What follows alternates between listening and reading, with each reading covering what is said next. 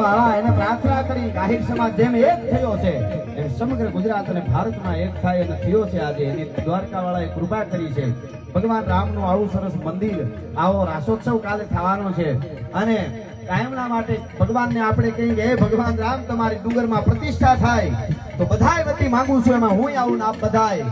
કે હે ભગવાન રામ હે દ્વારકાવાળા હે માતાજી પૈસો તો અમારી લાયકાત હોય તો આપજો ના નથી ये सब माया है इसका क्या करें हम वाले हमारे पास બધા બિલ ભરવા પડે પૈસો જીવનમાં જરૂરી હું તો યુવા ધન ને કહું ઘણા હું કે ખબર પૈસા વાહે બધા દોડો માં બેહો આનંદ કરો પૈસા વાહે બધા બહુ દોડે એને કહી દે તું નહીં કરી તું તારે પૈસા તમારી તાકાત હોય એટલા કમાજો હશે તો દે પધારો પધારો અમરીશમાં ડેર પધાર્યા છે એમની સાથે બધા રાવતમાં અમારે હા હા આવો આવો આવો વાહ વાહ બધા એમની સાથે પધારેલા મહેમાનોનું અહીંથી હું સ્વાગત કરું છું આવો આવો આવો આવો આવો વાહ વાહ ભાઈ વાહ આ ડુંગર લુંગો જુંગો પીનું બાપા ખમા ખમા તમને એ યુવાનો ડુંગરના આહિર સમાજના યુવાનો આ તમારી ભક્તિ ફળી છે બાપા તમારી મહેનત ફળી છે 2 મહિનાથી તૈયારીઓ કરતા હશો ત્યારે આ વાતાવરણ ઊભું થયું છે એમને નથી થતું બાબા વાહ વાહ પધારો રાવત મામા પધારો રંગ છે તને રાવતા જય હો આવો આવો અને ફરીને બધા વડીલોનું અહીંથી સ્વાગત કરી અને હું વાત તમને ઈ કરતો હતો એકવાર આ જે આ ખંભામાં જો આમ નાખ્યા છે ને આમ લુંગીઓ જેવા એવા કેટલા યુવાનો અહીંયા હશે આ બેસારે જેવા તો નાખેલા દેખાય પણ આખા આહિર સમાજ યુવાધન જે યુવાનો જેટલા ઉત્સાહથી આ ધર્મ કાર્યને પૂર્ણ કર્યું છે જેટલા ઉત્સાહથી આવો માહોલ ખડો કર્યો છે 2 મહિનાની મહેનત હશે એકવાર જોરદાર તાળીઓથી બધા આહિર સમાજના યુવાનોને આપણે વધાવવા જોઈએ અત્યારે પરિણામ આવે છે મહેનત ઘણી કરવી પડે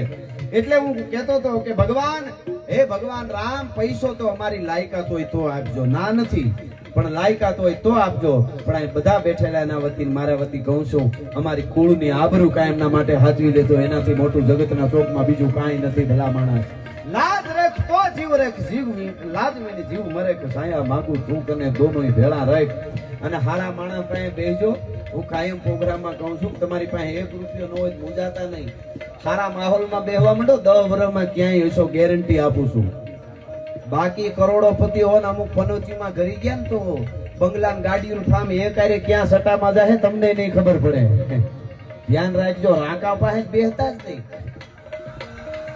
હા માવા હારું તેને ખિસ્સા પાડી નાખે એવા મિત્રો ન કરતા हाँ मर्द शीश पर नवे मर्द बोली पहचाने मर्द खिलावे खाय मर्द चिंता नहीं माने आ मर्द नो मोटो गुण चिंता ने नो माने नहीं बधे जीते भले ની વાવાઝોડા માથે ગમે એવા આવે મર્દ ચિંતા નહીં માને મર્દ લેઈ ગરુ દે મર્દ ને લેતાય આવડે દેતાય આવડે ખાલી લેતા આવડે ને તો કોઈ ઉભા મોર ની દે ખાલી દેતા આવડે વાહે કઈ વધે નહીં મર્દ લેઈ ગરુ દે મર્દ કો મર્દ બચાવે મર્દ ને મર્દ જ બચાવી શકે હા અને ગહરે સાંકરે કામ મર્દ કો મર્દ હી આવે જ્યારે ચારે બાજુથી મોત મોત મોત થવા માંડે મરણ મેવાડા આવે પીઠિયા પાણી ખોદતું વાહે મોત પાણી ખૂંદતું આવતું હોય અને એમ લાગે કે હવે કોઈ જૂનાગઢના દીવાને નો બચાવી શકે તાકાત નથી પગલા મોત ખૂંદતા આવતા હોય ઈ વખતે આડીદર બોડીદર જેવા નાનકડા ગામમાંથી એક મર્દ ઉભો થઈને કહે અમારા ખોરડાની નહીં અમારા આહિરની પેટીઓ પૂરી થાય ત્યાં સુધી નવઘણનું રૂવાડું ખાંડું થવા દઉં તો દેવા જ બોદર નો કહેવા ભલા માણા આહિર નો દીકરો નો કહેવા ઈ ટાણા જેને હાચવા ટાણા એના ઇતિહાસ લખાણા ટાણું હાચવીનું વિગયો તમે વિચાર કરો અને ઠેડ ઘોઘાથી જામનગર ને કચ્છના શેડા સુધીના આયરોને ભેળા કરી અને કીધું તો આડીદર બોડીદરમાં કે હે આયરો જાહલના લગનના લાડવા ખાવા તમને નથી તેડાવ્યા આ રાજપૂતના દીકરાને જૂનાગઢની ગાદીએ બેહારો હશે તો મારી બેનની ચિતાની રાખ ઠરશે એવું છે કે હા કે તો અમારો મુખી હવે સાંભળજો આ મામા ડાયરો છે એટલે ખાસ ચારણ તરીકે કહું છું તેથી 1000 વર્ષ પહેલા દેવાજ બોદર ને મુખી સ્વીકાર્યા હતા તો સમાજમાં કોઈ પરંગણામાં એક વડીલ હોય ને મોટો તો એની વાહે હાલતા શીખી લેજો ઈ લીડર તો હું લીડર એવું ન કરતા એટલે તમને કોઈ દી કોઈ પાછા નહીં પાડી શકે ગેરંટી આપું છું આપણા આ વિસ્તારમાં એકાદો લીડર હોય તો વાહે હાલતા શીખી જાવ બધા ઈ તો હું ઈ જ છું. આપણે બીજું બધું સારું પણ આ એક બહુ કુમારી ઘણી બુદ્ધિ છે બધું છે પણ આ ઈ છે હું ઈ જ છું. એમાં ફેર નહીં આપણો છે એટલે વાહે હાલતા શીખી જાવ. આપણાની વાહે હાલતા શીખી જાઉં, આપણાને નીચે પાસે નીચે બેહતા શીખી જાઉં. દુનિયામાં કોઈની વાહે નહીં હાલવું પડે, કોઈની નીચે નહીં બેહવું પડે. એ વાત હકીકત છે, હકીકત છે ને હકીકત છે. દેવાજ બોદરે કીધું કે જાહલના લગ્નના લાડવા ખાવા તમને નથી બોલાવ્યા. ભાઈ દેવાજ બોદર બાપા, તમે અમારું મોણ છો પણ સાંભળી લ્યો, અમારો દેવાજ બોદર કહે તો જુનાગઢની ગાદીએ નહીં દિલ્હીની ગાદી સુધી ન પૂગી જાય તો આહિરાડીનું ચાવડલા જે ભલા માણસ અમે આયરું છે એક પડકારો કરે, એક હાકલો કરે. અને દાદા હથિયારો નહોતા, વધારે તો ડાંગુ લાકડીયું જ હતી. કોઈ મેન જે ઈ ભાલા તરવારું કટારું રાખે, કોઈ બરસી રાખે, તરવારું રાખે, વધારે તો લાકડીયું. અને તેગે કીધું ને કનૈયાએ, અને જુનાણાની માથે આયરું જેથી ભેળા થયા. દેવાજ બોદર છે એનું બલિદાન છે, પણ કેટલાય આયરું હોમાય હોત ગયા હતા, અપાઈ ગયા હતા. અને જુનાણાની માથે નવઘણને ગાદીએ બેહારવા જે યુદ્ધમાં લડાઈ કરી એને ચારણી સાહિત્યમાં ડુંગરના ટીબે કેવું હોય તો ગાડા હોકળ હટીલા ધોધ પેરડી નિશાને ગાજે ગાજે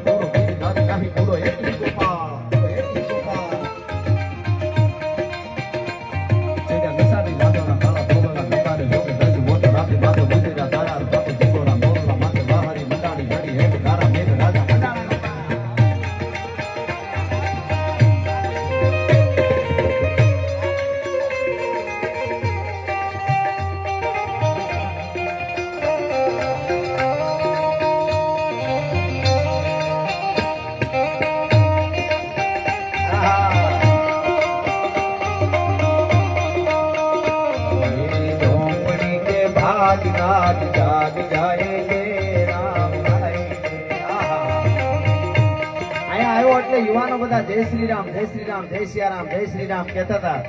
મને યાદ આવે વાત રામાયણ ઉપર તો ઘણું બધું કલાકો સુધી બોલી શકાય, આપ જાણો છો, ખૂબ સાંભળ્યું છે.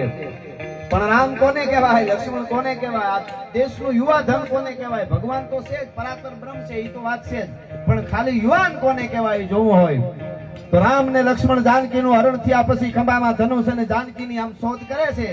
જંગલમાં હરણ થઈ ગયા પછી તરત જ અને સીતે સીતે ભગવાન રામ કરતા આવે ને એમાં થોડાક આગળ આવ્યા હતા, જટાયુને મરેલો જોયો, પડેલો ઘાયલ જટાયુ છે, અને આવી અને કીધું, ઓળખાણ આપી. ટૂંકમાં વાત કરું તો હું દશરથનો દીકરો રામ છું. લક્ષ્મણજીએ કીધું હું લક્ષ્મણ છું. ઓહો, મારા મિત્ર છે દશરથ, અને